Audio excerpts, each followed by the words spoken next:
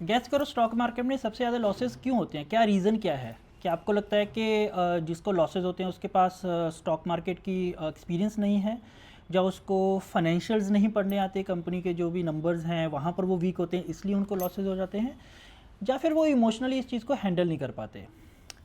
तो देखो, अगर तो ये सिर्फ नंबर्स की गेम होती तो जितने भी ये सीएज हैं, जितने भी ये एमबीएज हैं जिन्होंने फाइनेंस में एमबीए की होती हैं, तो वो तो फिर बहुत स्टॉक मार्केट में बहुत पैसा बना रहे होते। तो कभी आपने ऐसा देखा है कि सिर्फ जो एडुकेटेड, जो फाइनेंशियली एडुकेटेड पीपल हैं, सिर्फ वही इसके अंदर बहुत पैसा बना रहे हैं? नहीं, ऐसा नहीं है ना, राइट? क्योंकि उनके पास फाइनेंशियल नॉलेज तो है, लेकिन वो भी कई बार बहुत बड़े बड़े लॉसेस करते हैं।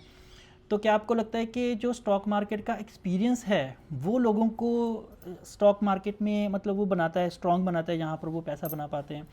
तो एक्सपीरियंस का मतलब क्या है कि जैसे मैं 10 साल से स्टॉक मार्केट में इन्वेस्ट कर रहा हूँ, तो अगर कोई 5 साल से 10 साल से इन्वेस्ट कर रहा है तो क्या वो पैसा बनाना शुरू कर देगा? विच मीन्स कि इनिशियल ईयर्स में उसको अंडरस्टैंडिंग नहीं है, पता नहीं है कि स्टॉक मार्केट कैसे मूव करती है, और धीरे धीरे करके उसको पता चल जाता है।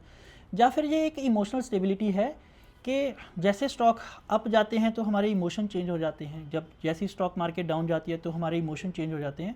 तो फिर जो चीज़ एक्चुअल में होती है, जो रियलिटी है, वो हमें दिखनी बंद हो जाती है, और हम कुछ कुछ ग्रीड में या फियर में कुछ ऐसे डिसीजन लेते हैं जिसकी वजह से स्टॉक मार्केट में लोग प्रॉफिट नहीं कमा पाते, मतलब बेसिकली लॉसेज हो जाते हैं।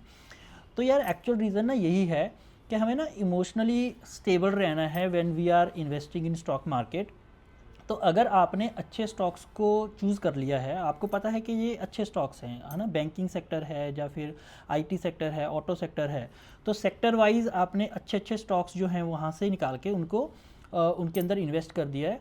अब उनको सेल करने का सिर्फ ये रीज़न नहीं होना चाहिए कि स्टॉक मार्केट डाउन गई है, ठीक है? तो इसके लिए ना हमें अपने लिए कुछ सेल्फ रूल्स बनाने हैं, एक ना रेल गार्ड्स बनानी है। जैसे हम किसी रिस्की पहाड़ पे चढ़ रहे हैं और वहाँ पर कुछ ऐसी रेल गार्ड्स बनी होती है कि भाई आप गिर ना जाओ, ठीक है ना? तो वो रेल गार्ड्स की तरह आपको अपने लिए कुछ ऐसे रूल्स और कुछ सेट ऑफ थिंग्स बनानी है कि जब मार्केट डाउन जाए या फिर जब आपका पोर्टफोलियो मूव ना हो रहा हो, तो उस टाइम पे आपके लिए वो डिसीजन मेकिंग कैसी है।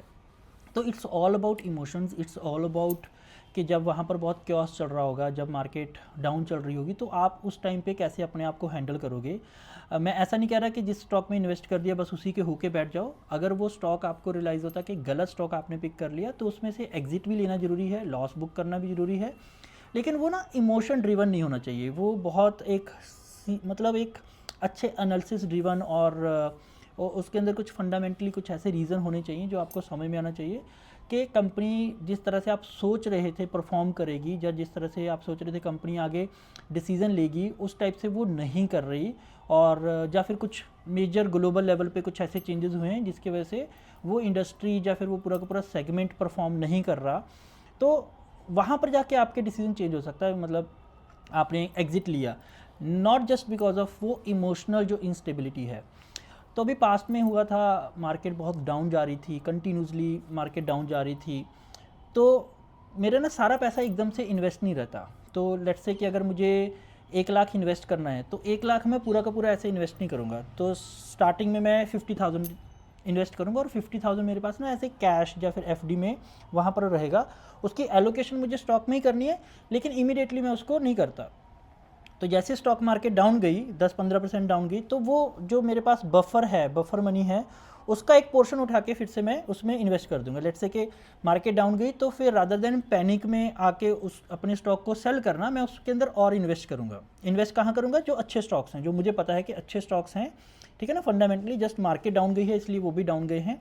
तो अपने जो कैश बफर है उसका 20% 25% उठा के मैं उसमें इन्वेस्ट कर दूंगा। मार्केट और डाउन गई, जो अभी रिसेंटली हुआ था, लास्ट ईयर हुआ था, सॉरी इस साल भी हुआ था, काफ़ी मार्केट डाउन गया था। तो मार्केट जैसे जैसे डाउन जाता गया, तो जो मेरा बफर था, जो कैश बफर था, वो मैं उसके अंदर इन्वेस्ट करता गया। तो जैसे ही मार्केट ने फिर बाउंस बैक किया, मार्केट ऊपर आई, तो फिर से मैं वहाँ से थोड़ा सा कैश विड्रॉ करके वापस से अपना कैश बफर बनाना शुरू कर दिया। तो इससे क्या हुआ कि फिर मैं वो बॉटम वाली जो एक जर्नी है वहाँ तक कैश इन्वेस्ट करके वापस आते आते उसमें से कुछ कैश विड्रॉ करके वापस से मैं अपना कैश सरप्लस बनाता रहता हूँ। तो ये एक मेरे लिए एक टेक्निक है, एक सिंपल टेक्निक है, जो आप भी यूज़ कर सकते हैं। मतलब इसके ऊपर मैं डिटेल में बात कर सकता हूँ। Just comment me in this video अगर आपको ये स्ट्रेटजी अच्छी लगी, तो इसके ऊपर मैं डिटेल्ड वीडियो बना सकता हूँ कि कैसे आप अपने लिए ये कैसे रेल गार्ड बना सकते हो, आप सेफ्टी पर्पज़ के लिए एक अपनी स्ट्रैटेजी में आप इसको यूज़ कर सकते हो। सो बहुत अच्छा लग रहा है मुझे ये वीडियोस बना के। This is fourth video now. तो ये फोर्थ वीडियो में आप काफ़ी अच्छे से मैंने एक्सप्लेन किया है एंड आई होप कि इसमें से कुछ आपको लर्न करने के लिए मिला होगा। तो if you are liking this kind of videos please comment on it so that मैं अपने आप को भी इम्प्रूव कर पाऊँ, कुछ और इसमें एडिटिंग में भी मैं और एफ़र्ट डालूँ, कुछ नई चीज़ें मैं सोचूँ, नए टॉपिक सोचूँ। सो आपके कमेंट्स मेरे लिए बहुत ज़रूरी हैं। So please comment on this videos so that मुझे मोटिवेशन बनी रहे। Thanks for watching.